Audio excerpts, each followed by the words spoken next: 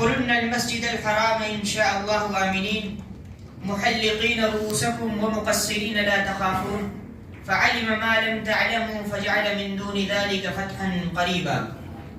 وقال أيضا هو الذي أرسل رسوله بالهدى ودين الحق ليظهره على الدين كله ولو كره المشركون. محترم حاضرین، بزرگوں اور دوستوں اور عزیز نوجوان ساتھیوں، 20 رمضان المبارک کا دن یہ فتح کا دن ہے. اس دن مکہ فتح ہو گیا.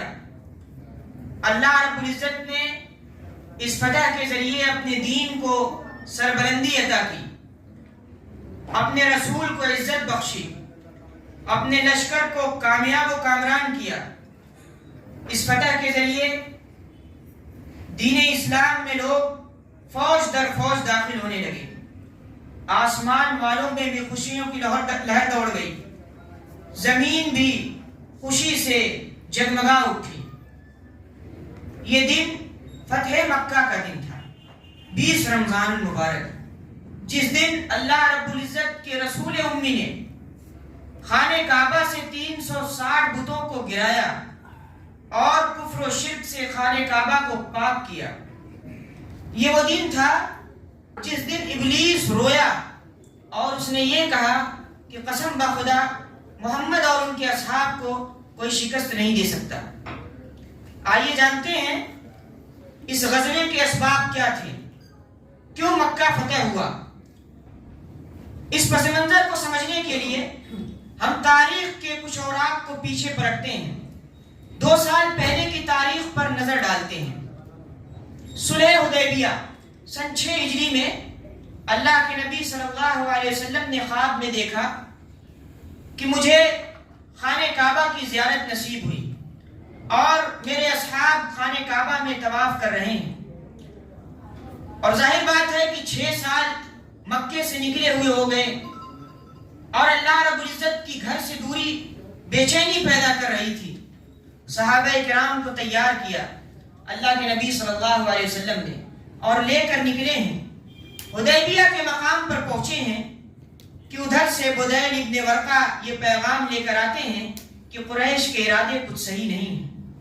لہذا اللہ کے نبی صلی اللہ علیہ وسلم حدیبیہ کے کنویں کے پاس ٹھہر جاتے ہیں. پھر قریش کے نمائندے آتے ہیں اور دونوں لوگوں میں معاہدہ ہوتا ہے. پہلا معاہدہ یہ ہوتا ہے کہ آئندہ 10 سال تک کوئی جنگ نہیں کی جائے گی. چونکہ اللہ کے نبی صلی اللہ علیہ وسلم عمرے کے ارادے سے نکلے تھے، اللہ رب العزت کی عبادت کے ارادے سے نکلے تھے، جنگ کے ارادے سے نہیں نکلے تھے. اس لیے نبی کریم صلی اللہ علیہ وسلم نے صلح کو پسند فرمایا کہ آئندہ 10 سال تک دونوں فریق میں جنگ بندی کا اعلان کیا جاتا ہے. دوسری اہم قرارداد جو پاس ہوئی وہ یہ کہ جو قبیلہ چاہے جس فریق کے ساتھ عہد و پیمان میں داخل ہونا چاہے داخل ہو سکتا ہے. وہ اس فریق کا ایک حصہ شمار کیا جائے گا اور جس طرح اس فریق پر حملہ نہیں کیا جائے گا، اس فریق پر زیادتی نہیں کی جائے گی، ٹھیک اسی طرح وہ قبیلہ جو کسی قبیلے کی کسی فریق کی امان میں داخل ہوگا اس پر بھی ظلم و زیادتی نہیں کی جائے گی. تیسری اہم قرارداد جو پاس ہوئی وہ یہ کہ اگر مکے سے کوئی مدینہ چلا آتا ہے تو مدینے کے لوگ اس کو مکے والوں کے ہاتھوں واپس کریں گے. ابھی یہ مرحلہ چل رہا تھا، یہ عہد نامہ لکھا جا رہا تھا اور لکھا جا چکا تھا کہ ایک شخص ابو جندل رضی اللہ تعالیٰ وہ اللہ کے نبی صلی اللہ علیہ وسلم کے پاس آتے ہیں. لیکن چونکہ معاہدہ ہو چکا تھا اور قرارداد پاس ہو چکی تھی، اس وجہ سے اللہ کے نبی صلی اللہ علیہ وسلم نے کہا ابو جندل تم واپس چلے جاؤ. کیوں؟ کیونکہ معاہدے میں یہ تھا کہ جو بھی شخص مکے سے آپ کے پاس جائے گا آپ اس کو واپس کرنے کے اہل ہوں گے. ابو جندل رونے لگے، کہا اللہ کے رسول کیا مجھے کافروں اور مشرکوں کے پھر حوالے کر دیا جائے گا؟ پھر وہ مجھ پر ظلم و ستم ڈھائیں گے. اللہ کے نبی صلی اللہ علیہ وسلم نے کہا صبر کرو، اللہ تمہارے لیے کوئی بہترین حل تلاش کرے گا. اور ایک اہم قرارداد یہ پاس ہوئی کہ اگر مدینے سے کوئی شخص مکے جاتا ہے تو پھر مدینے والے اس کی واپسی کا مطالبہ نہیں کریں گے۔ تو یہ معاہدہ پاس ہوا اور 2 سال تک پابندی اس کی ہوتی رہی۔ چونکہ اللہ کے نبی صلی اللہ علیہ وسلم نے یہ معاہدہ پاس کروایا تھا کہ جو قبیلہ چاہے وہ اس کے عہد و پیمان میں داخل ہو سکتا ہے، تو قریش کے حلیف بنو بکر ہوئے، قریش کے عہد و پیمان میں بنو بکر داخل ہو گئے، اور اللہ کے نبی صلی اللہ علیہ وسلم کے ساتھ قبیلہ خزاعہ کے لوگ شامل ہوئے۔ اللہ کے نبی صلی اللہ علیہ وسلم کے عہد و پیمان میں قبیلہ خزاعہ کے لوگ، قریش کے ساتھ بنو بکر کے لوگ۔ چونکہ ان دونوں قبیلوں میں جاہلیت کے زمانے سے دشمنی اور کشاکش چلی آ رہی تھی، تو صلح حدیبیہ کے بعد وہ دونوں قبیلے مطمئن ہو گئے، بے خوف ہو گئے، اور مطمئن ہو گئے کہ اب ہم نے جنگ بندی کر لی ہے، ہمیں جنگ نہیں کرنی پڑے گی، آپ سے خون خرابہ نہیں ہوگا۔ لیکن بنو بکر کے لوگوں کے اندر خباثت بھری ہوئی تھی، اور انہوں نے یہ سوچا کہ کیوں نہ اس موقع کو غنیمت سمجھ کر بنو خزاعہ سے اپنی پرانی عداوت کو چکایا جائے، اپنے پرانے بدلے کو لے لیا جائے۔ اور چنانچہ ایک شخص نوفل ابن معاویہ، وہ بنو بکر کی ایک جماعت کو لے کے نکلتا ہے 59 ہجری میں شعبان میں، اور جب یہ بنو خزاعہ کے لوگ، قبیلہ خزاعہ کے لوگ وطیر نامی چشمے کے پاس خیمہ زن ہوتے ہیں، یہ لوگ رات میں اچانک ان پر حملہ آور ہو جاتے ہیں، اور جو معاہدہ طے ہوا تھا اس معاہدے کی عہد شکنی ہوتی ہے، اس معاہدے کو توڑتے ہیں اور ان کے افراد کو قتل کرتے ہیں، اور اللہ کے نبی صلی اللہ علیہ وسلم کے پاس پھر حضرت عمرو ابن سالم الخزاعی وہ جاتے ہیں اور پوری رودات بیان کرتے ہیں، یہاں تک کہ انہوں نے کھدیڑ کر ان کو حرم تک پہنچایا۔ بنو خزاعہ کے لوگوں کو اتنا ذلیل کیا، اتنا ظلم و زیادتی کی، ان کے لوگوں کو مارا، ان کے لوگوں کو قتل کیا، اور بھگا کر ان کو حرم تک لے گئے۔ اور جب بنو بکر کے لوگوں نے نوفل سے کہا کہ اب یہیں ٹھہر جاؤ، ذرا اس کا خیال کرو، یہ خانہ کعبہ، اس کا خیال کرو، اور تمہارے الہ کا واسطہ، تمہارے معبود کا واسطہ۔ اس وقت نوفل جواب دیتا ہے کہ آج کوئی الہ نہیں، آج اپنی پرانی عداوت کا بدلہ چکائیں گے، آج ان سے بدلہ لیں گے۔ اور انہوں نے حرم کی حرمت کو بھی پامال کیا اور بنو خزاعہ کے لوگوں کو قتل کیا۔ بنو خزاعہ کے لوگ بدیل ابن ورقہ کے گھر اور اپنے ایک آزاد کردہ غلام رافع کے گھروں میں جا کر پناہ لی انہوں نے، اور عمرو ابن سالم الخزاعی یہ نکل کر اللہ کے نبی صلی اللہ علیہ وسلم کی طرف رخصت ہوا، وہاں کی رخت سفر باندھا، اور پھر اللہ کے نبی صلی اللہ علیہ وسلم کے دربار میں پہنچا۔ نبی کریم صلی اللہ علیہ وسلم مسجد نبوی میں تھے، صحابہ کرام کے درمیان تھے، ان کو نصیحت کر رہے تھے۔ یہ شخص پہنچتا ہے اور چند اشعار کہتا ہے، ان اشعار کا ترجمہ آپ اپنے سامنے رکھیے۔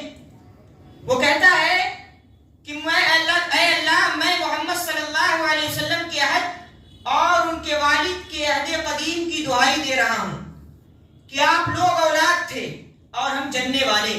چونکہ اللہ کے نبی صلی اللہ علیہ وسلم کے اوپر کی نسل کی ایک دادی بنو خزاعہ سے تعلق رکھتی تھی، اس وجہ سے اس نے کہا کہ ہم جننے والے تھے، یعنی نبی کریم صلی اللہ علیہ وسلم ہماری نسل سے ہیں۔ اللہ آپ کو ہدایت دے، آپ پرزور مدد کیجئے، آپ اللہ کے بندوں کو پکاریے، وہ مدد کو آئیں گے جن میں اللہ کے رسول ہوں گے، ہتھیار پوش اور چڑھے ہوئے 14ویں کے چاند کی طرح خوبصورت۔ اگر ان پر ظلم کیا جائے، ان کی توہین کی جائے تو چہرہ تمتما اٹھتا ہے۔ آپ ایک ایسے لشکر جرار کے اندر تشریف لے آئیں گے جو جھاگ بھرے سمندر کی طرح تلاطم خیز ہوگا۔ یقیناً قریش نے آپ کے عہد کی خلاف ورزی کی، انہوں نے آپ کے پیمان کو توڑا، میرے لیے انہوں نے قدا کی گھاٹیوں میں گھات لگائی اور یہ سمجھا کہ میں مدد کے لیے کسی کو نہ پکاروں گا، حالانکہ وہ بڑے ذلیل اور قلیل ہیں۔ انہوں نے وطیر پر رات میں ہم پر حملہ کیا اور شدید حملہ کیا اور ہمیں رکوع اور سجود کی حالت میں قتل کیا، یعنی ہم مسلمان تھے اور ہمیں قتل کیا گیا۔ نبی کریم صلی اللہ علیہ وسلم نے فرمایا اے عمرو بن سالم تمہاری مدد کی گئی، تمہاری مدد کی جائے گی. اور ایک بادل کا ٹکڑا آسمان میں نبی کریم صلی اللہ علیہ وسلم کو نظر آیا. نبی کریم صلی اللہ علیہ وسلم نے فرمایا کہ یہ بادل بنو خزاعہ کی مدد کی بشارت سے دمک اٹھا ہے. اب جب قریش کو اس کی بھنک لگی، چونکہ قریش نے بنو بکر کی پوری پشت پناہی کی تھی اس جنگ میں، ان پر ظلم و ستم، ان کو شہید کرنے میں، ان کو مارنے میں، بنو خزاعہ کے لوگوں کو ان کو ہتھیار دیا اور رات کی تاریکی کا فائدہ اٹھا کر جنگ میں شریک بھی ہوئے. دیکھیے کس طرح انہوں نے نبی کریم صلی اللہ علیہ وسلم کے اس معاہدے کو جو 10 سال کی جنگ بندی پر منحصر تھا اس کو 2 سال کے اندر اندر توڑ دیا. اور ظاہر بات ہے موجودہ دور میں بھی 2 ملکوں میں جب معاہدے ٹوٹتے ہیں تو پھر جنگ کا اعلان ہوتا ہے. چنانچہ نبی کریم صلی اللہ علیہ وسلم نے جب یہ ابھی خبر نہیں آئی تھی کہ عہد شکنی ہوئی ہے، اس سے 3 دن پہلے ہی حضرت عائشہ رضی اللہ تعالیٰ عنہا کو کہہ دیا تھا کہ آپ ساز و سامان تیار رکھیں. ادھر قریش کو اس معاملے کی سنگینی کا احساس بعد میں ہوا کہ ہم نے عہد شکنی کی ہے. اللہ کے نبی صلی اللہ علیہ وسلم کی جو معاہدہ ہوا تھا ہم نے اس معاہدے کو توڑا ہے، ہم نے ظلم اور زیادتی کی ہے، قتل کیا ہے، جنگ بندی کا معاہدہ ہوا تھا اور ہم حملہ آور ہو گئے. تو انہوں نے اپنی مجلس مشاورت منعقد کی اور ان کے جو سپہ سالار تھے، ان کے جو کمانڈرز تھے ان کو بلایا اور یہ طے پایا کہ ان کے جو سب سے بڑے سالار ہیں، سپہ سالار ابو سفیان، وہ جا کر نبی کریم صلی اللہ علیہ وسلم سے بات کریں گے اور جو معاہدہ ٹوٹ گیا ہے اس کو پھر سے دوبارہ اس کو بنائیں گے، اس کو اور پختہ کریں گے. تو تجدید صلح کے لیے ابو سفیان مدینے کی طرف روانہ ہوئے اور اللہ کے نبی صلی اللہ علیہ وسلم کے پاس پہنچنے سے پہلے اپنی بیٹی کے گھر جاتے ہیں. ان کی بیٹی ام حبیبہ رضی اللہ تعالیٰ عنہ اللہ کے نبی صلی اللہ علیہ وسلم کی زوجہ ہیں، ہماری ماں ہیں. جاتے ہیں اور اللہ کے نبی صلی اللہ علیہ وسلم کا جو بستر ہے اس پر بیٹھنے کی کوشش کرتے ہیں. حضرت ام حبیبہ بستر کو سمیٹ لیتی ہیں. ابو سفیان کہتے ہیں کہ میری بیٹی کیا تم نے مجھے اس لائق نہیں سمجھا کہ میں اس بستر پر بیٹھوں؟ یہ بستر میرے لائق نہیں ہے. اس وقت ام حبیبہ رضی اللہ تعالیٰ نے جواب دیا کہ آپ مشرک ہیں، آپ ناپاک ہیں، اس بستر پہ بیٹھنے کے اہل نہیں. اور پھر ابو سفیان نے کہا کہ لگتا ہے تمہیں میرے بعد شر پہنچ گیا ہے. اور اس کے بعد پھر حضرت ابو بکر صدیق رضی اللہ تعالیٰ عنہ کے پاس آتے ہیں اور کہتے ہیں کہ رسول اللہ سے سفارش کر دو، جو عہد ٹوٹ چکا ہے اس کو پھر سے ہم پختہ کر دیں، اس کو پھر سے ہم بنا دیں. لیکن حضرت ابو بکر صدیق رضی اللہ تعالیٰ عنہ کوئی جواب نہیں دیتے. پھر وہ آتے ہیں حضرت عمر رضی اللہ تعالیٰ عنہ کے پاس اور کہتے ہیں اے عمر ذرا سفارش کر دو تاکہ اس عہد کی تجدید ہو جائے، پھر سے پختہ عہد ہو جائے. حضرت عمر رضی اللہ تعالیٰ عنہ جواب دیتے ہیں کہ میں تمہارے بارے میں سفارش کروں؟ اگر تمہارے خلاف جہاد کے لیے مجھے کوئی سامان نہ ملے، صرف ایک لکڑی بھی مل جائے تو میں اس لکڑی کو لے کر تمہارے خلاف جہاد کروں گا، تم سے جہاد کروں گا. کیوں؟ کیونکہ تم نے عہد شکنی کی ہے، معاہدے کو توڑا ہے. اور پھر وہاں سے وہ حضرت علی رضی اللہ تعالیٰ عنہ کے پاس جاتے ہیں. حضرت علی رضی اللہ تعالیٰ عنہ سے کہتے ہیں، حضرت علی کہتے ہیں دیکھو اب بے فائدہ ہے بات کرنا. کیوں؟ کیونکہ کئی مرتبہ یہ ہو چکا ہے. تم سے دیت کا مطالبہ کیا گیا، تم نے نہیں دیا.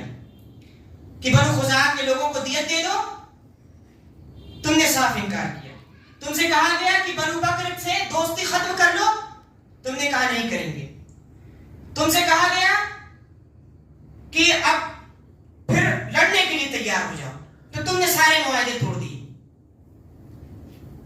تو اب بے فائدہ ہے بات کرنا. پھر حضرت علی سے جب دیکھا کہ اب سارا راستہ تاریک ہو گیا ہے تو اس نے کہا کوئی چارہ ہے؟ حضرت علی رضی اللہ تعالیٰ نے ان سے کہا کہ اب دیکھو چارہ تو بس ایک ہی ہے کہ تم امان طلب کرو اور مکے کی طرف روانہ ہو جاؤ۔ کہا کہ اس میں میرے لیے کوئی فائدہ ہے؟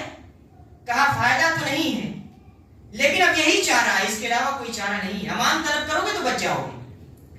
چنانچہ ابو سفیان نے امان طلب کی اور پھر مکے کی طرف روانہ ہو گئے۔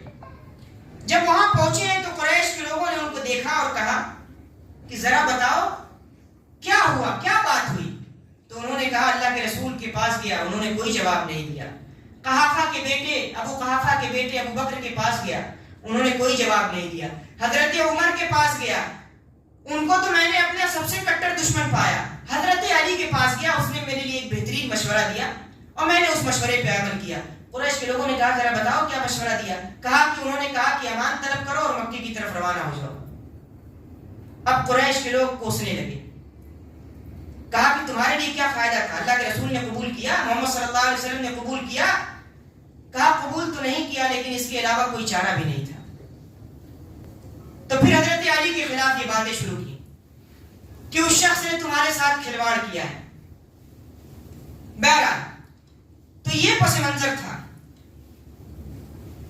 کس طرح لوگوں نے یہاں شکنی کی، قریش کے لوگوں نے، اور پھر اللہ کے نبی صلی اللہ علیہ وسلم تیاری میں مصروف ہو گئے اور پوشیدہ طور پہ تیاری کی، کسی کو بھنک نہ لگنے دی۔ حضرت عائشہ رضی اللہ تعالیٰ عنہ سے کہا کہ اب آپ ساز و سامان تیار رکھیں۔ حضرت عائشہ رضی اللہ تعالیٰ عنہ نے ساز و سامان کی تیاری شروع کر دی۔ حضرت ابوبکر صدیق رضی اللہ تعالیٰ عنہ آتے ہیں ان کے گھر پہ اور کہتے ہیں بیٹی یہ کیسی تیاری ہے؟ رومیوں کے خلاف تو ابھی جنگ کا اعلان بھی نہیں ہے، موقع بھی نہیں ہے، تو یہ کیسی تیاری ہے؟ بہرحال کچھ دنوں کے بعد جب عمرو ابن سالم الخزاعی آئے ہیں اور انہوں نے اشعار پڑھنا شروع کیا ہے کہ اے اللہ میں محمد صلی اللہ علیہ وسلم سے جو عہد ہوا اور وہ عہد قدیم اس کی میں دعائی دے رہا ہوں کہ ہماری مدد کیجیے، ہم کو قتل کیا گیا، ہمارے لوگوں کو مارا گیا۔ تب لوگوں نے جانا کہ عہد شکنی ہوئی ہے اور اس عہد شکنی کے لیے ضروری ہے کہ اب قریش کو سبق سکھایا جائے۔ عہد شکنی بہت گھناؤنی چیز ہوتی ہے، اس کا معاملہ بہت سنگین ہوتا ہے۔ آپ دیکھیے دو ملکوں میں معاہدے ٹوٹتے ہیں، دونوں ملک آپسی جنگ میں تباہ و برباد ہو جاتے ہیں۔ اب اللہ کے نبی صلی اللہ علیہ وسلم نے تیاری شروع کر دی۔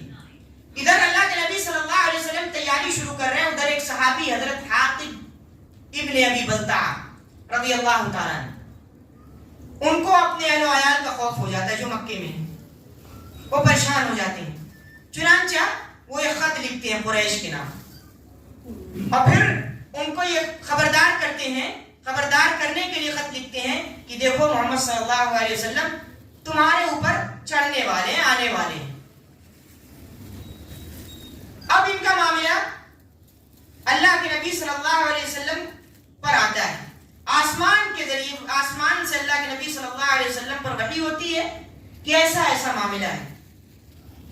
چنانچہ اللہ کے نبی صلی اللہ علیہ وسلم حضرت علی رضی اللہ تعالیٰ عنہ کو، حضرت مقداد رضی اللہ تعالیٰ عنہ کو اور ابو مرثد الغنوی کو بھیجتے ہیں۔ چونکہ وہ خط ایک عورت لے کر جا رہی تھی، اس میں لکھا تھا کہ دیکھو میں یہ بھلائی کا کام اس وجہ سے کر رہا ہوں تاکہ تم میرے گھر والوں کے ساتھ اچھا سلوک کرو، بہتر سلوک کرو۔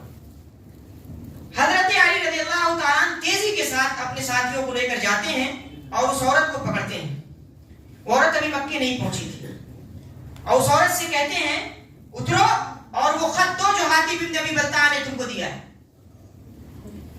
وہ کہتی ہے میرے پاس کوئی خط نہیں ہے۔ کہتے ہیں کہ نہ رسول اللہ جھوٹ بول رہے ہیں اور نہ ہم جھوٹ کہہ رہے ہیں، خط ہے تمہارے پاس، اب خط دو ورنہ تمہاری بے عزتی شروع کی جائے گی۔ چنانچہ وہ عورت اترتی ہے اور حضرت علی سے کہتی ہے اپنے چہرے کو پھیرو، اور حضرت علی رضی اللہ اور آپ کے ساتھ چہرے کو پھیرتے ہیں اور وہ اپنی بالوں کی چوٹی سے خط کو نکالتی ہے اور اس میں وہ سب کچھ لکھا ہوتا ہے قریش کو خبردار کرنے کے لیے کہ نبی کریم صلی اللہ علیہ وسلم تیاری میں لگے ہوئے ہیں۔ چنانچہ معاملہ اللہ کے نبی صلی اللہ علیہ وسلم کے پاس آتا ہے، حضرت حاطب ابن ابی بلتعہ کو بلایا جاتا ہے۔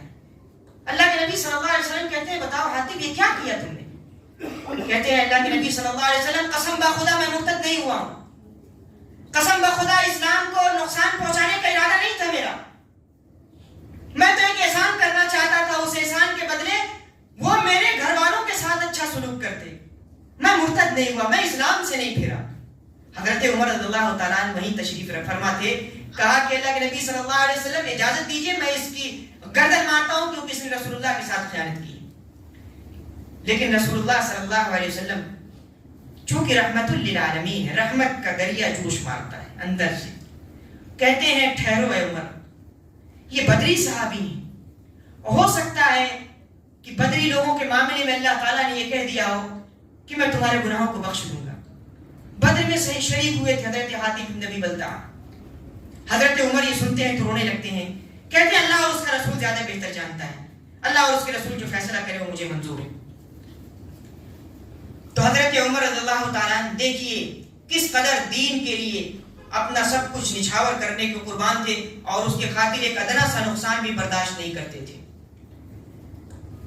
اب اللہ کے نبی صلی اللہ علیہ وسلم 10 رمضان مبارک سن 8 ہجری میں مکے کے لیے روانہ ہوتے ہیں۔ آپ صلی اللہ علیہ وسلم 10,000 صحابہ کو لے جاتے ہیں ساتھ میں، اور ایک مقام پر پہنچتے ہیں، اس مقام کا نام ہے جحیفہ، اور وہاں ان سے حضرت عباس رضی اللہ تعالیٰ عنہ سے ملاقات ہوتی ہے۔ حضرت عباس رضی اللہ تعالیٰ عنہ اپنے پورے کنبے کے ساتھ اسلام قبول کر کے ہجرت کر رہے تھے۔ پھر اللہ کے نبی صلی اللہ علیہ وسلم ان کو ساتھ میں لے کر مقام ابوا تک پہنچتے ہیں۔ مقام ابوا پر اللہ کے نبی صلی اللہ علیہ وسلم کے 2 قریبی رشتہ دار ہوتے ہیں، ان میں سے ایک کا نام ابو سفیان ابن حارث ہے اور دوسرے کا نام عبداللہ ابن امیہ ہے۔ یہ دونوں نبی کریم صلی اللہ علیہ وسلم کو سخت اذیتیں دیا کرتے تھے، سخت تکلیفیں دیا کرتے تھے، نبی کریم صلی اللہ علیہ وسلم کی ہجو کیا کرتے تھے، برائیاں کیا کرتے تھے۔ اللہ کے نبی صلی اللہ علیہ وسلم نے دیکھا تو اپنے چہرے کو پھیر لیا۔ ام سلمہ رضی اللہ تعالیٰ عنہ جو ہماری ماں ہیں، انہوں نے فوراً کہا اے اللہ کے نبی صلی اللہ علیہ وسلم، کیا آپ یہ چاہتے ہیں کہ آپ کے رشتہ دار ہی آپ کے سب سے بڑے بدبخت ثابت ہوں آپ کے لیے؟ اور حضرت علی رضی اللہ تعالیٰ عنہ ابو سفیان ابن حارث سے کہتے ہیں کہ دیکھو جب تم نبی کریم صلی اللہ علیہ وسلم کے پاس جانا تو وہی بات کہنا جو حضرت یوسف علیہ السلام نے اپنے بھائیوں سے کہی۔ کیا بات کہی؟ اللہ کی قسم، اللہ رب العزت گواہ ہے، آثرک اللہ علینا، اللہ رب العزت نے ہم پر آپ کو فضیلت بخشی ہے۔ وَإِن كُنَّا لَخَاطِئِينَ، گنہگار تو ہم تھے، خطا کار تو ہم تھے۔ اور پھر ظاہر بات ہے کہ نبی صلی اللہ علیہ وسلم اس سے اچھا جواب دیں گے، اس سے بہتر جواب دیں گے۔ چنانچہ وہ گئے ہیں اور اللہ کے نبی صلی اللہ علیہ وسلم کے پاس فریاد کرتے ہیں کہ اللہ کے نبی صلی اللہ علیہ وسلم ہم گنہگار تھے، ہم خطا کار تھے۔ اللہ کے نبی صلی اللہ علیہ وسلم کہتے ہیں قال لا تثریب علیکم اليوم، آج تمہارے ساتھ کوئی سرزنش نہیں ہوگی، کوئی پکڑ دھکڑ کا معاملہ نہیں کیا جائے گا۔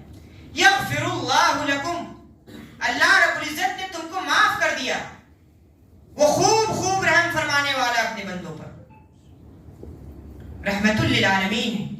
دیکھیے جو زندگی بھر ستایا جنہوں نے، مکے میں تکلیفیں دیں، آپ صلی اللہ علیہ وسلم کی برائیاں کی، اور اللہ کے نبی صلی اللہ علیہ وسلم کے سامنے پیش ہوتے ہیں اور اپنے گناہ کا اعتراف کرتے ہیں، اپنی غلطی کا اعتراف کرتے ہیں۔ نبی کریم صلی اللہ علیہ وسلم کہتے ہیں کہ جاؤ آج تمہارے ساتھ کوئی بدلے والا معاملہ نہیں کیا جائے گا، جاؤ معاف کیا جاتا ہے تم کو۔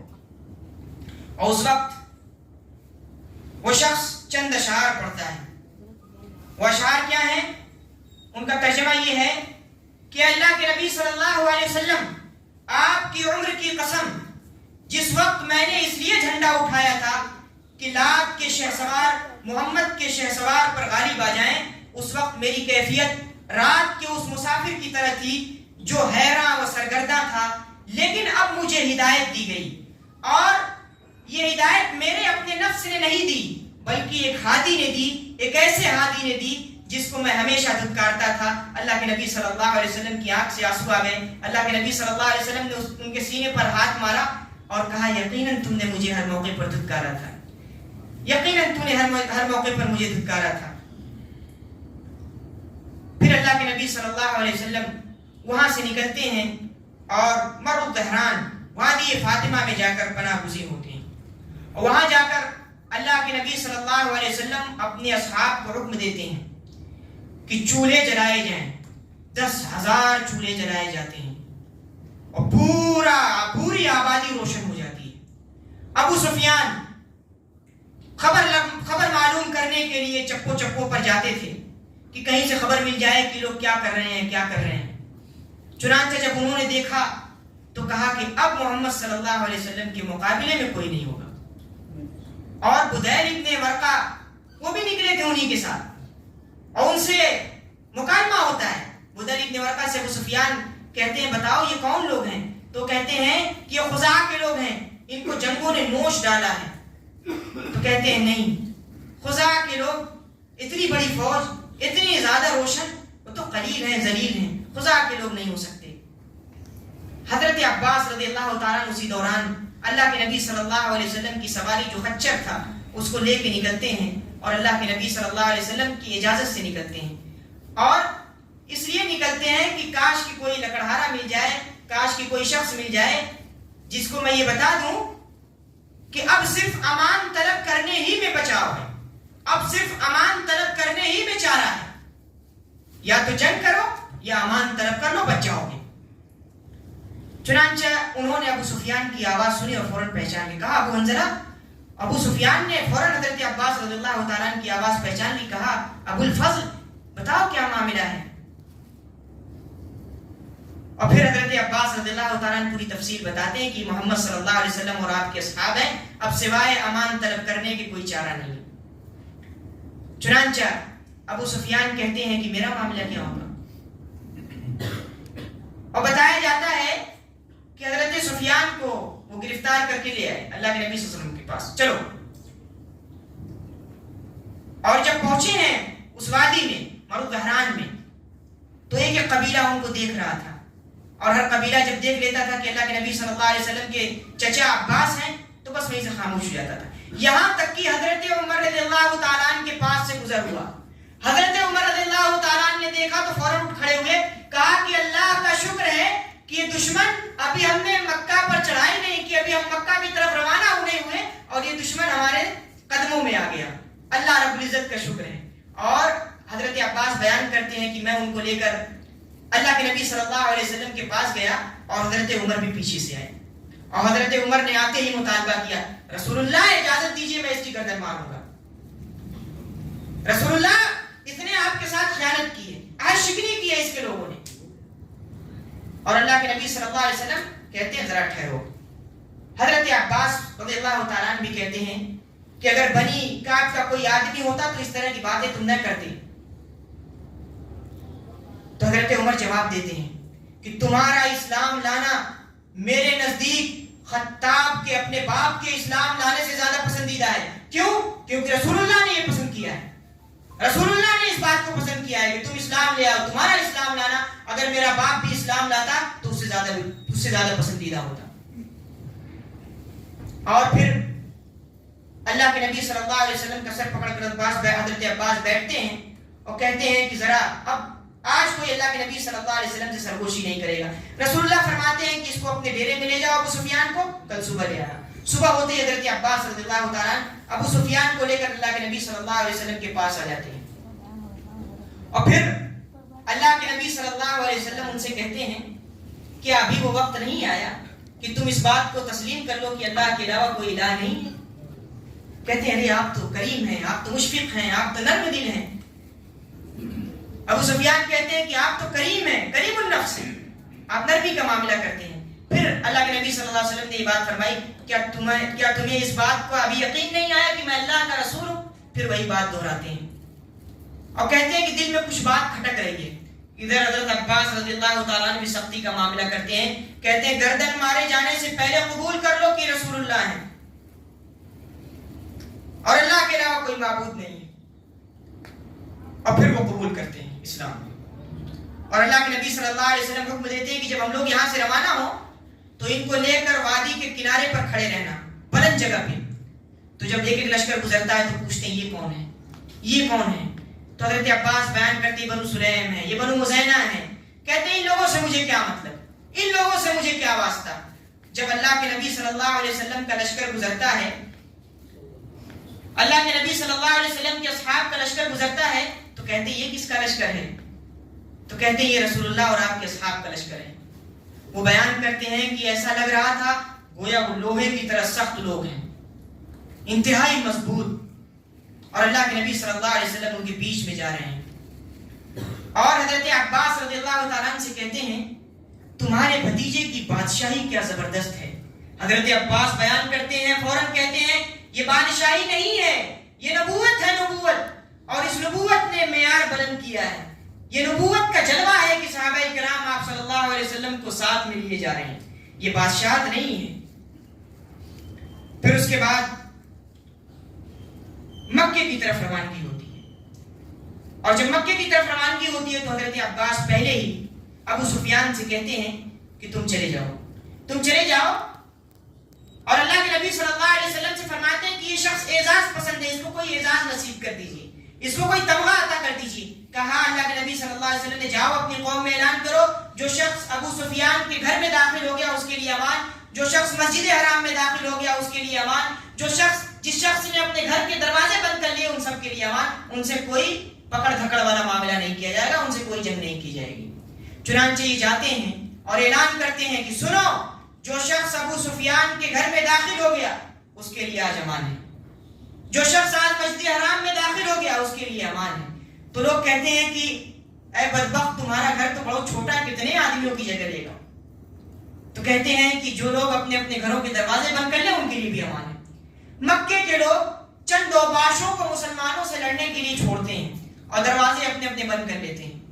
ان چند اوباشوں میں ایک تو اکرمہ بن ابو جہل ہے اور دوسرا صفوان ابن امیہ۔ یہ دونوں لوگ اوباشوں کے گروپ کی کمانڈری کرتے ہیں جن کو مسلمانوں سے لڑنے کے لیے چھوڑا گیا تھا۔ اور پھر اللہ کے نبی صلی اللہ علیہ وسلم مقام ذی طویٰ میں جب پہنچتے ہیں تو نبی کریم صلی اللہ علیہ وسلم کا سر شکر کی وجہ سے، فرد کی وجہ سے، خوشی کی وجہ سے، کتنے دن نبی کریم صلی اللہ علیہ وسلم کو وطن سے بے وطن کر دیا گیا، وطن سے نکالا گیا، کتنے دن برداشت کیا نبی کریم صلی اللہ علیہ وسلم نے۔ خوشی کا کوئی ٹھکانہ نہیں رہا کہ اب وطن میں جا رہے ہیں، اب وہیں جا رہے ہیں جہاں سے ہمیں نکالا گیا تھا، اور فاتح بن کر جا رہے ہیں۔ نبی کریم صلی اللہ علیہ وسلم نے اپنی گردن جھکا لی، اور حتیٰ کہ بتایا جاتا ہے کہ آپ کی داڑھی کے بال اونٹ کے کجاوے سے جا ملے۔ پھر حضرت محمد صلی اللہ علیہ وسلم، اللہ کے نبی صلی اللہ علیہ وسلم نے لشکروں کی ترتیب دی۔ حضرت خالد رضی اللہ تعالیٰ عنہ سے کہا کہ آپ مکے کے نچلے حصے سے داخل ہوں گے، اور پھر حضرت زبیر بن عوام سے کہا کہ آپ مکے کے اوپری حصے سے داخل ہوں گے۔ حضرت ابو عبیدہ سے کہا کہ آپ پیدل چلیں گے اور وادی کے حصے سے داخل ہوں گے، اور حضرت خالد کی نصیحت کی، دیکھو جو تم سے لڑائی کرے اس کو اس کا جواب دینا۔ چنانچہ یہ تینوں نکلے ہیں، اکرمہ، صفوان اور سہیل ابن عمرو، تینوں نکلے ہیں، اور ان کے ساتھ ایک وہ شخص بھی ہے جو ان کے ہتھیار ٹھیک کرتا تھا، بنو بکر کا شخص حماس ابن قیس۔ اور یہ بڑے زوم میں تھا، جب اس کی بیوی نے کہا کہ کیسی تیاری کر رہے ہو تو کہا کہ آج محمد صلی اللہ علیہ وسلم کے اصحاب کا مقابلہ ہے، اور میں کوشش کروں گا کہ ان میں سے چند کو تمہارا خادم بنا دوں۔ اس کی بیوی نے کہا کہ آج محمد صلی اللہ علیہ وسلم سے مقابلہ کوئی نہیں کر سکتا، اور بڑے زوم میں نکلا جنگ کرنے کے لیے مسلمانوں سے۔ لیکن جب حضرت خالد ابن ولید رضی اللہ تعالیٰ نے چڑھائی کی ان لوگوں پہ، اور جب معاملہ سنگین ہوا، اکرمہ بھی بھاگا، صفوان بھی بھاگا، یہ سب بھاگ اٹھے، اور یہ شخص بھی بھاگ کر اپنے گھر میں آیا۔ اس کی بیوی نے کہا، بڑے زوم میں تھے، بڑے گمان میں تھے، بڑا فخریہ انداز میں کہتے تھے کہ آج محمد صلی اللہ علیہ وسلم اور اس کے اصحاب سے نپٹنا ہے، کہاں گیا تمہارا گمان، کہاں گیا تمہارا زوم، کہاں گیا تمہارا گمن؟ تو اس نے اپنی بیوی سے چند اشعار کہے، انک لو شہدت یوم الخندمہ، خندمہ کے مقام پر جنگ ہوئی تھی، اگر تو مقام خندمہ پر رہتی اور اس وقت دیکھتی کہ جب صفوان بھی بھاگ رہا ہے، جب اکرمہ بھی بھاگ رہا ہے اور ہمارا استقبال ہو رہا ہے، ایسی تلواروں سے جو کلائیوں کو کاٹ رہی ہیں، جو کھوپڑیوں کو جسم سے الگ کر رہی ہیں، اور سوائے شور و غوغا کے کچھ نہیں سنائی پڑتا، تو آج تو مجھے ملامت نہ کرتی، تو آج تو مجھے اتنی بڑی بات نہ کہتی۔ اور حضرت خالد ابن ولید کے لشکر نے جب 12 مشرکوں کو گرایا، سب بھاگ کھڑے ہوئے، لیکن اللہ کے نبی صلی اللہ علیہ وسلم کے 2 اصحاب جو اس لشکر میں شامل تھے وہ پیچھے رہ گئے تھے، تو ان اوباشوں میں سے کچھ نے ان کو قتل کر دیا، شہید کر دیا۔ پھر اس کے بعد اللہ کے نبی صلی اللہ علیہ وسلم جب امان کا اعلان ہو جاتا ہے، جب ہر طرف سے لوگ ہتھیار ڈال دیتے ہیں، تو پھر خانہ کعبہ کا رخ کرتے ہیں۔ وہاں دیکھتے ہیں کہ ہر طرف بت ہیں، 360 بت اللہ کے گھر میں۔ دروازہ کھولا جاتا ہے، اللہ کے نبی صلی اللہ علیہ وسلم داخل ہوتے ہیں اور ایک ایک بت کو توڑتے توڑتے یہ الفاظ دہراتے ہیں، جاء الحق وزهق الباطل ان الباطل كان زهوقا۔ حق آ گیا، باطل مٹ گیا، اور باطل تو ہے ہی مٹنے کے لیے۔ جاء الحق وما يبدئ الباطل وما يعيد، حق آ گیا ہے اور باطل اب دوبارہ پلٹ کر نہیں آئے گا، اور نہ ہی اب اس کی ابتدا ہوگی۔ اور ایک ایک بت کو نبی کریم صلی اللہ علیہ وسلم اپنے ہاتھ سے توڑتے ہیں۔ داخل ہوتے ہیں تو دیکھتے ہیں حضرت اسماعیل اور حضرت ابراہیم کی تصویریں لوگوں نے بنا رکھی ہیں، اور ان کے ہاتھ میں فال گیری کے تیر بھی دیے ہیں۔ کہتے ہیں ہلاک ہو مشرکین، تباہی ہو، بربادی ہو ان لوگوں کے لیے۔ کبھی حضرت ابراہیم اور حضرت اسماعیل علیہ السلام نے یہ کام نہیں کیا۔ اور پھر آگے بڑھتے ہیں تو ایک کبوتری جو لکڑی کی بنی ہوئی تھی، اس کو نبی کریم صلی اللہ علیہ وسلم اپنے ہاتھ سے توڑتے ہیں۔ تو اس طرح خانہ کعبہ نبی کریم صلی اللہ علیہ وسلم کے مدینہ ہجرت کرنے کے 8 سال بعد اللہ رب العزت کا وہ گھر کفر اور شرک سے پاک ہو جاتا ہے۔ کیوں؟ کیونکہ اللہ رب العزت کا وعدہ ہے کہ حق ہی ہمیشہ ثابت ہوتا ہے اور باطل مٹ جاتا ہے۔ اللہ کے نبی صلی اللہ علیہ وسلم خانہ کعبہ میں داخل ہوتے ہیں، ان کے ساتھ حضرت بلال اور حضرت اسامہ ابن زید ہوتے ہیں۔ اللہ کے نبی صلی اللہ علیہ وسلم نماز پڑھتے ہیں، اور پھر نماز پڑھنے کے بعد خانہ کعبہ کے ایک ایک کونے پر تکبیر پڑھتے ہیں، اللہ رب العزت کی کبریائی کو بلند کرتے ہیں، اور پھر باہر نکلتے ہیں۔ باہر نکلتے ہیں تو دیکھتے ہیں پورا قریش کا مجمع کھڑا ہے، اور سب سے پہلے نکلنے کے بعد اللہ کے نبی صلی اللہ علیہ وسلم نے خطبہ دیتے ہیں، اور اس میں سب سے پہلی بات دیکھیے، فتح مل گئی، کامرانی مل گئی، اللہ رب العزت کی مدد آ گئی، حق ثابت ہو گیا، باطل کا صفایا ہو گیا، اللہ رب العزت نے اپنے دین کو سربلندی عطا کی۔ اور اس وقت سب سے پہلا جملہ جو نبی کریم صلی اللہ علیہ وسلم کی زبان سے نکلتا ہے، الحمدللہ، اللہ رب العزت کا شکر ہے، لا الہ الا اللہ وحدہ، نہیں ہے کوئی اس کے علاوہ معبود، سوائے اللہ کے وہی معبود ہے، تنہا ہے، ونصر عبدہ، اور اسی نے اپنے بندے کی مدد کی ہے، وہزم الاحزاب وحدہ، اور اسی نے اکیلے ان لشکروں کو شکست دی ہے۔ اور پھر فرمایا کہ لوگوں سن لو، جو کچھ بھی مفاخرت تھی، جو کچھ بھی عداوتیں اور دشمنیاں تھیں، جو کچھ تم نے اپنے تئی بربادی کے جو تم دہانے پر تھے اور آپسی لڑائیوں میں تباہ و برباد ہو رہے تھے، ایک دوسرے پر فخر کر رہے تھے، اپنے گھمنڈ میں چور چور ہو رہے تھے، تو اب صرف 2 اعزاز باقی ہیں، ایک حاجیوں کی خدمت اور دوسرا ان کو پانی پلانا، بس۔ اس کے علاوہ جتنے اعزازات تھے، جتنے تفاخر تھے، آبا و اجداد کی وجہ سے تم فخر کرتے تھے، وہ سارے میرے قدموں کے نیچے آج دفن کیے جاتے ہیں۔ اور اللہ کے نبی صلی اللہ علیہ وسلم سورہ حجرات کی آیت پڑھتے ہیں، یا ایھا الناس انا خلقناکم من ذکر و انثی، اے لوگوں، اللہ رب العزت فرما رہا ہے کہ میں نے تم کو ایک مرد اور ایک عورت سے پیدا کیا، وَجَعَلْنَاكُمْ شُعُوبًا وَقَبَائِلَ لِتَعَارَفُوا، قبیلوں میں بانٹا ہے، برادریوں میں بانٹا ہے، مختلف کاسٹوں میں بانٹا ہے، تو یہ بڑائی کی دلیل نہیں ہے، یہ تو اس وجہ سے بانٹا ہے تاکہ تم ایک دوسرے کی پہچان کر سکو۔ إِنَّ أَكْرَمَكُمْ عِنْدَ اللَّهِ أَتْقَاكُمْ، اللہ رب العزت کے نزدیک سب سے معزز، سب سے مکرم وہ ہے۔ اور پھر اللہ کے نبی صلی اللہ علیہ وسلم مشرکین، وہ لوگ جو نبی کریم صلی اللہ علیہ وسلم نے جن کے لیے تکلیفیں برداشت کی، جن کی تکلیفوں کو سہا، ظلم اور زیادتیاں سہی، وہ وہ سب گردنیں جھکائے کھڑے ہیں. اور اللہ کے نبی صلی اللہ علیہ وسلم کہتے بتاؤ میرے بارے میں تمہارا کیا خیال ہے؟ وہ کہتے ہیں کہ آپ کریم ہیں، ابن کریم ہیں، مہربان ہیں اور مہربان بھائی کے بیٹے ہیں. حضرت اللہ کے نبی صلی اللہ علیہ وسلم فرماتے ہیں جاؤ آج تمہارے ساتھ کوئی سرزنش نہیں ہوگی. وہی جملہ دہراتے ہیں جو حضرت یوسف علیہ السلام نے اپنے بھائیوں کے ساتھ معاملہ کیا تھا. لا تثریب علیکم اليوم، تمہارے ساتھ کوئی مار دھاڑ والا، کوئی پکڑ دھکڑ والا معاملہ نہیں ہوگا. جاؤ تم سب کو معاف کیا جاتا ہے. انتم الطلقاء، تم سب آزاد ہو. رحم دلی تھی.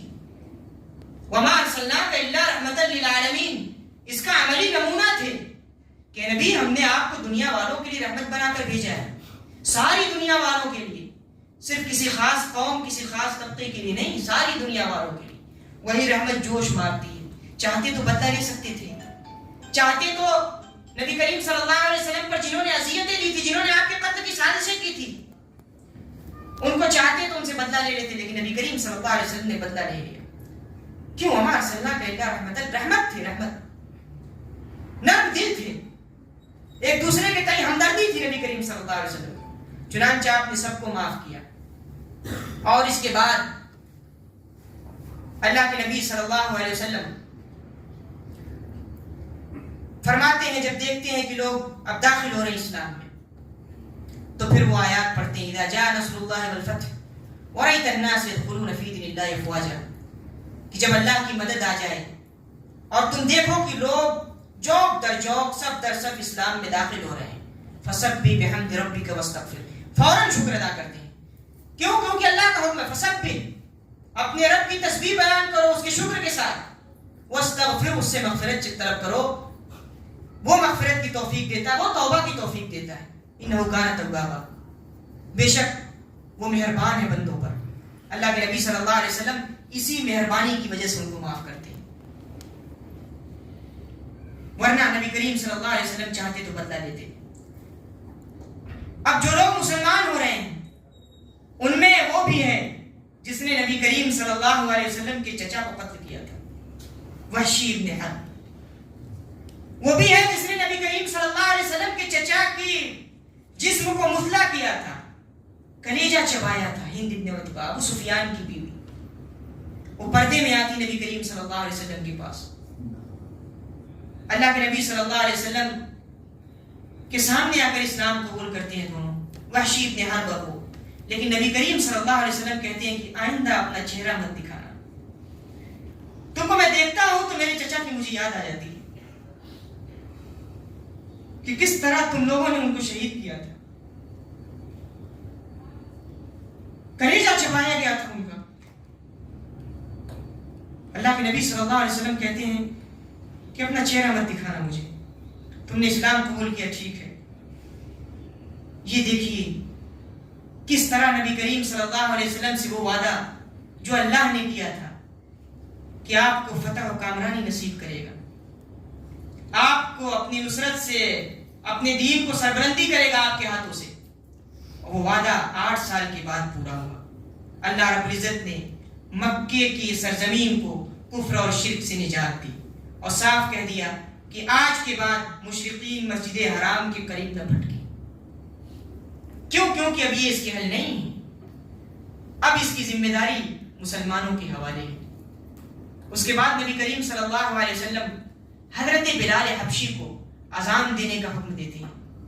قریش کو بات کھٹکتی ہے کہ ایک سیاہ فام ہے، غلام تھا، لیکن دیکھیے اسلام نے ان کے مقام کو بلند کیا. اللہ کے نبی صلی اللہ علیہ وسلم ان سے کہتے ہیں کہ اذان تو بلال. حضرت بلال حبشی اذان دیتے ہیں. گویا اسلام نے یہ فرق ختم کیا کہ رنگ اور نسل کی بنیاد پر کسی کو برتری نہیں حاصل ہوگی، بلکہ برتری ہے تو صرف اور صرف تقوی کی بنیاد پر ہے.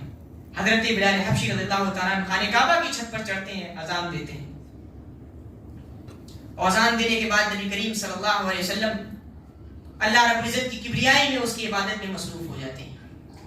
پھر اس کے بعد چونکہ اب خانہ کعبہ کی ذمہ داری مسلمانوں کے حوالے کی گئی، مشرکین سے چھین کر مسلمانوں کو دیا گیا، تو حضرت علی رضی اللہ تعالیٰ عنہ آتے ہیں، کہتے ہیں اللہ کے نبی صلی اللہ علیہ وسلم مجھے خانہ کعبہ کی کنجی عطا کر دیجیے.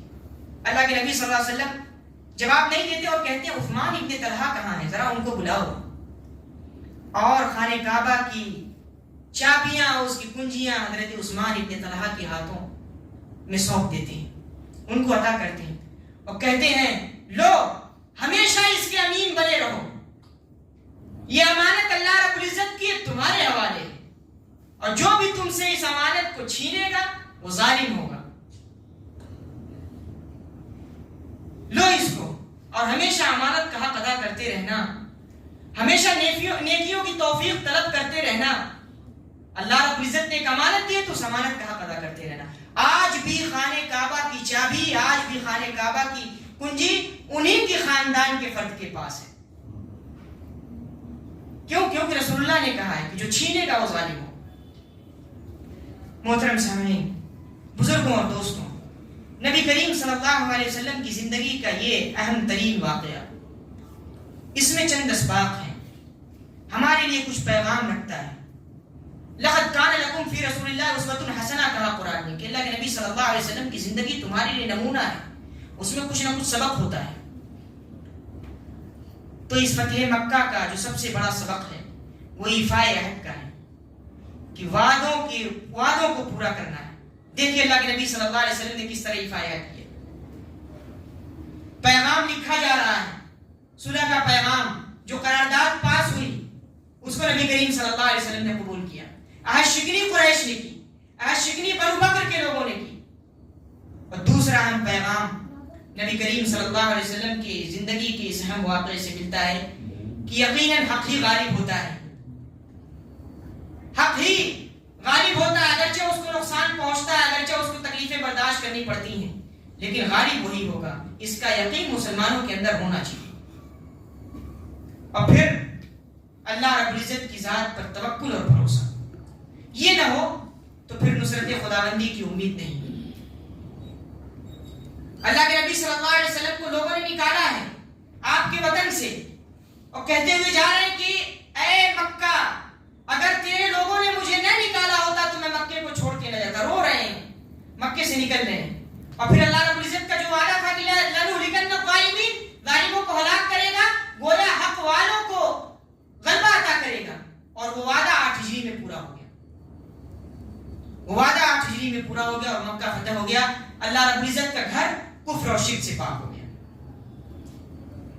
اور پھر ایک بڑا پیغام، ایک اہم پیغام جو ہم سب کے لیے ہے، وہ یہ کہ جب فتح و کامرانی نصیب ہو جائے، جب ہم غالب ہو جائیں، جب ہم غلبہ پالیں، جب ہم طاقت و قوت سے دشمنوں پر یا جو بھی ہو، جب ان پر ہم غالب آ جائیں، وہ ہمارے زیر دست آ جائیں، تو پھر بدلہ لینے کا تو حق ہے، بدلہ لے سکتے ہیں، لیکن نبی کریم صلی اللہ علیہ وسلم نے بدلہ نہیں لیا، عام معافی کا اعلان کیا، تو فرمایا کہ جب تم لوگ بھی اقتدار میں آ جاؤ تو یہ طریقہ اختیار کرو، یہ اسوہ اپناؤ، یہ نبی کریم صلی اللہ علیہ وسلم کی زندگی کے اس نمونے کو پکڑ لو، کامیابی ہی کامیابی ہے۔ اور پھر ایک بڑا پیغام جو اس غزوے سے ملتا ہے وہ حسن سلوک کا پیغام ہے۔ آپ دیکھیے نبی کریم صلی اللہ علیہ وسلم نے لوگوں کے ساتھ حسن سلوک کیا، آپ دیکھیے نبی کریم صلی اللہ علیہ وسلم نے اعلیٰ اخلاق کا نمونہ پیش کیا۔ مکے والوں نے ستایا تھا، اذیتیں دی تھیں، لیکن کبھی ان کے خلاف بد دعا نہیں کی، ہمیشہ دعا کرتے رہے کہ اللہ رب العزت کی ہدایت ان کو نصیب ہو۔ اور پھر دنیا نے وہ دیکھا کہ ایک دن ایسا آیا کہ جب اللہ رب العزت کا دین غالب ہوا، اللہ رب العزت کے دین کو سربلندی عطا ہوئی، اللہ کا رسول، اللہ کا لشکر، اللہ کی امانت والا گروہ کامیاب ہوا، اور اس کی خوشیاں آسمان کے لوگوں نے محسوس کی، آسمان کے لوگوں میں خوشیوں کی لہر دوڑ گئی، وہ خوش ہوئے، زمین بھی خوشی سے چمک دمک اٹھی، شیطان رویا، اور اس نے یہ کہا کہ اب محمد صلی اللہ علیہ وسلم اور اس کے ساتھیوں کو کوئی کبھی شکست نہیں دے سکتا، لیکن اس نے کہا کہ اب تم ان میں نوحہ گیری کو ترجیح دو، ان لوگوں کو نوحہ گیری والا کر دو، چونکہ اس کا کام ہی ہے وہی بہکانا، چونکہ اس کا کام ہی ہمیشہ دھوکہ دینا، تو لوگوں کو دھوکہ دیتا رہتا ہے۔ اللہ کے نبی صلی اللہ علیہ وسلم نے فتح مکہ کے موقع پر جب سب کچھ فتح ہو گیا تو کچھ لوگوں کو نبی کریم صلی اللہ علیہ وسلم نے کہا کہ ان کو کہیں بھی پایا جائے تو قتل کیا جائے. اگر خانہ کعبہ کی چادر میں بھی لپٹے ہوں تو ان کو قتل کیا جائے. کیوں؟ کیونکہ ان کا جرم سنگین تھا. اگر ان کو قتل کرنے کا حکم نہ دیا جاتا تو ہو سکتا ہے وہ فتنہ و فساد مچ جاتا، جس کا اندیشہ نبی کریم صلی اللہ علیہ وسلم محسوس کر رہے. زندگی بھر نبی کریم صلی اللہ علیہ وسلم کو ستایا. اللہ کے نبی صلی اللہ علیہ وسلم کے خلاف قتل کی سازشیں کی. چنانچہ ان میں سے کچھ لوگوں کو قتل کیا گیا اور کچھ لوگ صحابہ کرام سے امان طلب کر کے اسلام کے زیر نبی آ گئے. اسلام کی سکون اور امن بھری زندگی ان کو نصیب ہوئی. تو یہ فتح مکہ، یہ تاریخ کا اہم واقعہ، یہ ایک واقعہ نہیں ہے، یہ قصہ